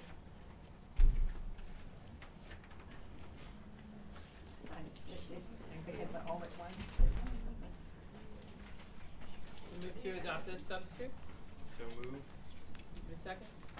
Second. All right. Delegate Samir. Madam Chairwoman, members of the committee, thank you so much for hearing this bill. It's the screen for prenatal and postpartum depression.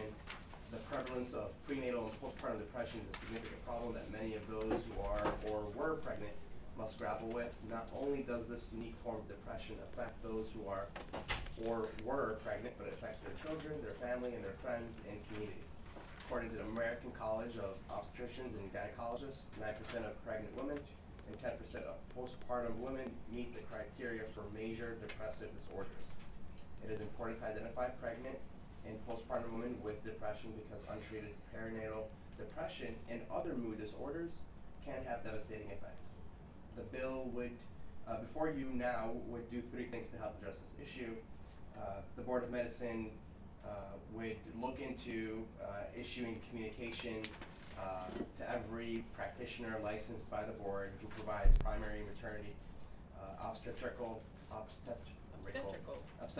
or gynecological health care services, reiterating that standard of care pertaining to prenatal, postnatal, and other depression, and encouraging them to screen every patient who is pregnant or who has been pregnant within the previous 5 years. The Board of Medicine would evaluate the need to require all practitioners who provide primary maternity, obstetrical, or gynecological healthcare services to complete a training program on screening and assisting in finding treatment for prenatal, postnatal, or other depression.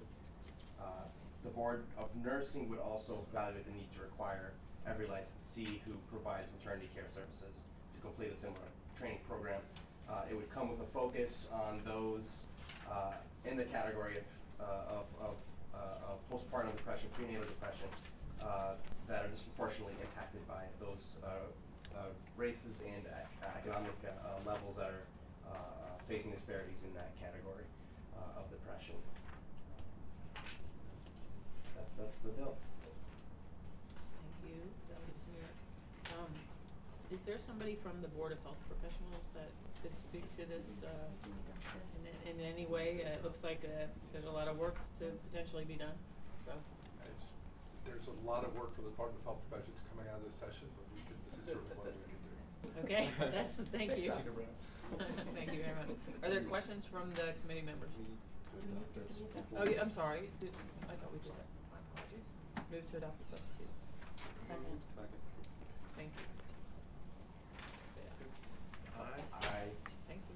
Excuse me. All right, yes. And if I Delegate may, Humphrey. sometimes, and I'm not just speaking of it, a little hesitant to start telling every practitioner all the time what they have to do, and I know with, in a OBGYN world, it's pretty standard care. I know when my wife went through both pregnancies and 2 different doctors, you know, they were on top of this right away because it's very well known. You know, we think that that would be a standard of care already with those providers. I don't know if you've seen statistics on doctors that aren't providing this, or why the need, because we know the statistics are there with the women, but I believe with this particular group of physicians, they're already on top of that. With the specialists, absolutely. I think for physicians, providers outside of areas that, let's say the doctor has more time on their hands to see patients, they kind of run through patients really quickly, and this is rising as a serious issue for a lot of women that went through pregnancy or about to. We want to make sure that people that are disproportionately impacted by postpartum prenatal depression have their doctors paying attention to it. And the idea is to issue communication, just to remind them, and for the boards themselves to make their own decision as to whether or not there is a need to institute it into their regulations that require every practitioner to act in a certain way. So it's certainly it started off as shall across the board into the regulations, but now it's basically putting it in the hands of the boards, the Board of Medicine and the Board of Nursing to see for themselves if they need to, and they can come back to us with a recommendation. I think that the most teeth there is to it right this very moment in this bill is the issuing of communication. And I know myself as a doctor, I take the communications pretty seriously, and you know, I hope that everybody does as well. I have a couple of questions. Yes. So just to summarize, it looks like there are 3 objectives. One is that specifically the Board of Medicine is to issue a communication, and my question is, at least my clinical experience has when we're trying to reach a large number of practitioners, it typically is a letter that comes from the Department of Health Commissioner. They usually issue these type of communications. The second piece is that the Board of Medicine shall evaluate the need for regulations, and the Board of Nursing shall evaluate the need for regulations. And I guess the question is this a one-time thing? How often does this happen? What is it? I'm just trying to get some parameters around what this is. Madam Chairwoman, I think that the parameters currently have not been set into the bill. I think that the evaluation will yield us results of what they believe is needed in the regards of timeliness or recurrence. We are, you know, I'd say more broadly speaking, in a state of emergency on the opioid crisis. Depression is directly linked to that. I think that starting from this point is a good point to go with, and then kind of addressing the problem. And who knows, maybe the problem in a few years will subdue, and we'll have a lot more control over it.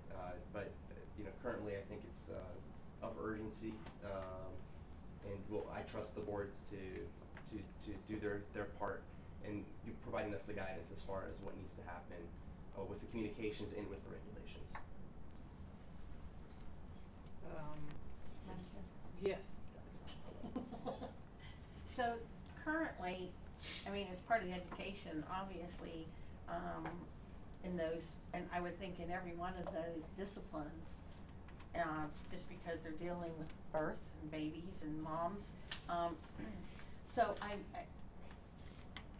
know everybody is concerned about that educational piece, or do we have enough wraparound services to supply that? But I'm not so sure this bill really is addressing who we need to address in those wraparound services, because I think all these professionals know what their charge is, and especially they see that rise and they get the same things and see it in their journals and their literature and all those kind of things.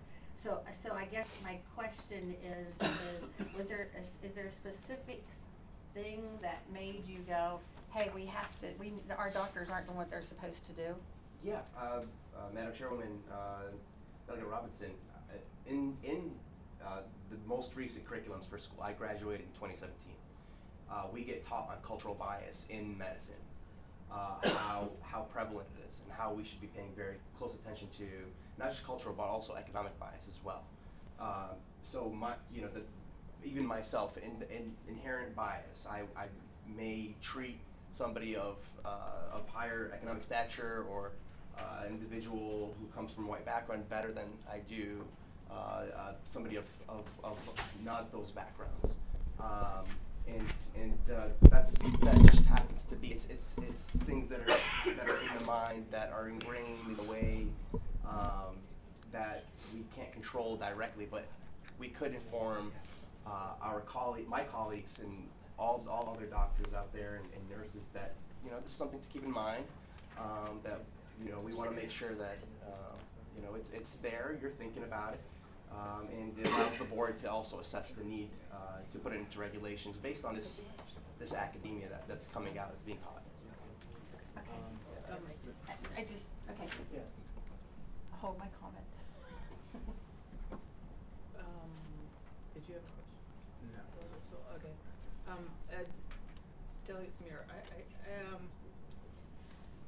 so I wonder, and we can have people speak to this more, but I'm just wondering if it would be more useful to look at the Board of maybe some type of friendly amendment where the Board of Medicine would issue a communication annually, but then sort of, speaking to the first point, but to the second and third point, I think that,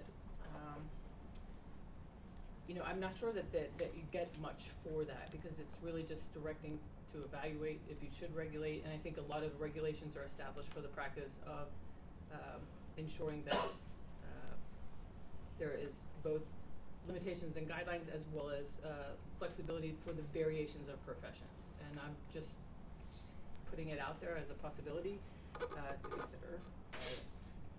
Yeah, I'm open to that. That's a friendly amendment. Madam Chair, Delegate Rasool. I would move that we, if I heard you correctly, strike the second and third paragraph and insert in the first paragraph in the appropriate spot as deemed by council annually as an amendment to the substitute. Just insert the annually after shall. Do we have a second? Second. If I could, there's one line that Madam, I have this one line in there at the end of 2, should be on the end of 3 as well, that it shall specifically consider the susceptibility of patients who are low income or reside in poorly supported environments to depression, including prenatal and postnatal depression. Would that be language that could be lifted and attached to the end of the first paragraph? Or not? Okay. It's, well, you're directing all the practitioners, so it's not really an evaluation. But you could put, who has been pregnant in the past 5 years, or other depression is clinically appropriate and specific, and acknowledging the susceptibility of patients who are low income or reside in poorly supported environments. Okay. Does that get to the heart of what you're trying to communicate? Yes, ma'am. Does anybody have heartburn with that edit? Delegate Rasool? I would like to adopt that in concept. Okay. And allow council to find the best language by committee.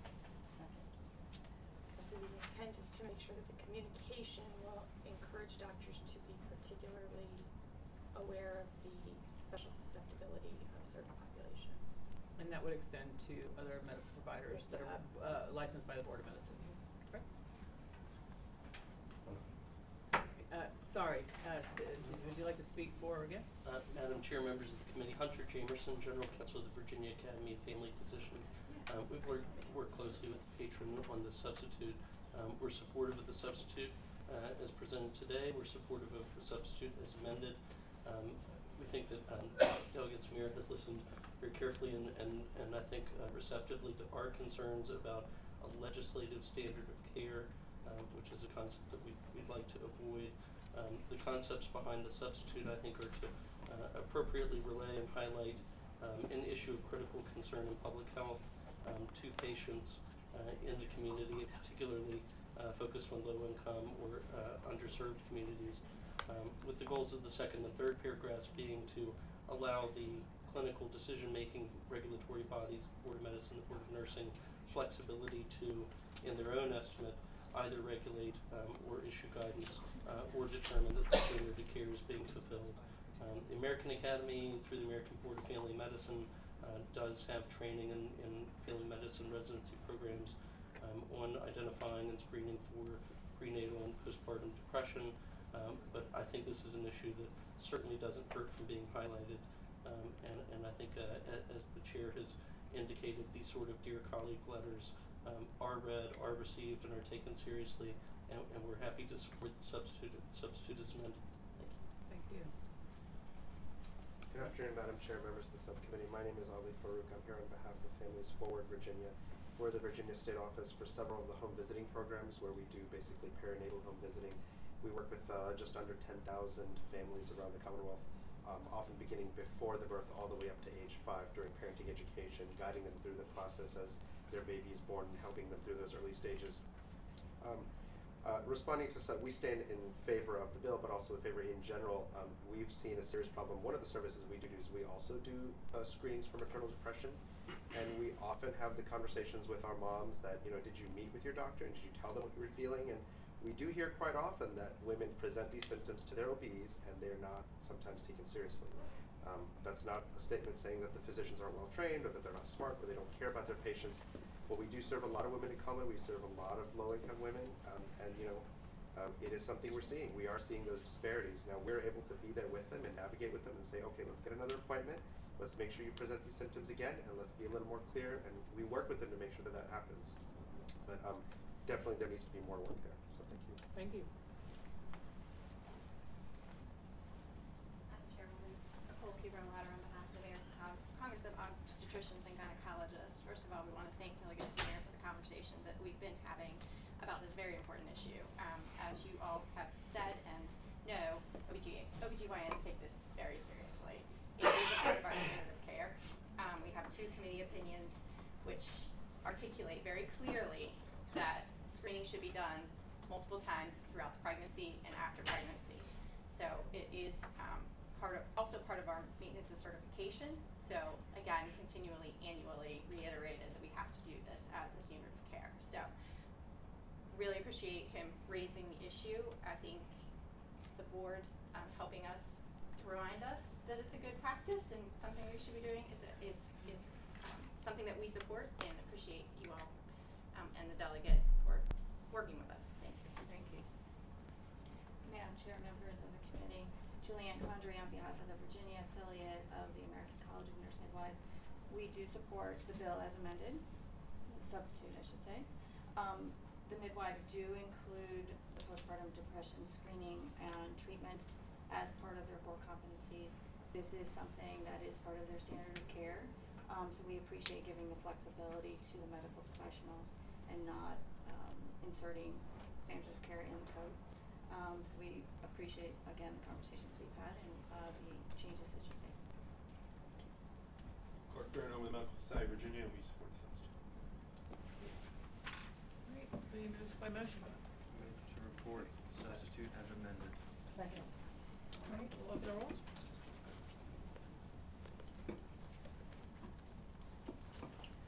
Delegate Samir, HB 42, 5-0. Thank you. Okay. We have Delegate Levine here who has asked us to reconsider our buy for the day. I promise I'll be quick. Madam Chair, we voted on the prevailing side. Passed by for the day.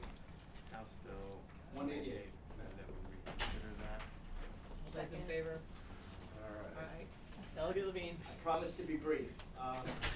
HB 188 is a really good bill about letting people know how much something's going to cost before they get a medical procedure. In my conversations with hospitals, insurers, I realize this is still a very complicated and big question. So I'd like to ask that the bill continue over to next year while I have these conversations with the, I mean, I'm not really sure, but no, with the hospitals and the insurers, maybe even with a letter from you, Madam Chair, maybe even working with you, Madam Chair, so we get this bill right and get it in good shape for 2021.